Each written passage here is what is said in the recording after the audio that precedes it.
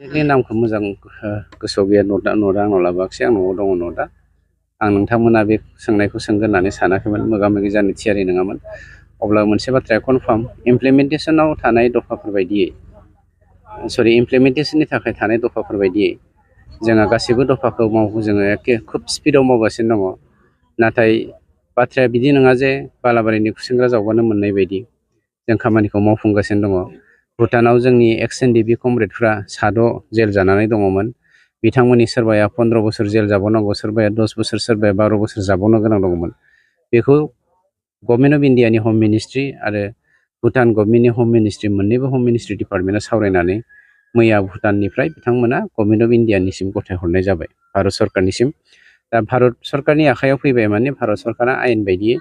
बिथांमोनखौ खोब खम समनि गेजेरावनो उदां अख्राङाव लाबोगोन माखासे फर्मेलिटि दङ बेनि अनगायैबो जोंहा नेपालाव सासे दंबावो नेपाल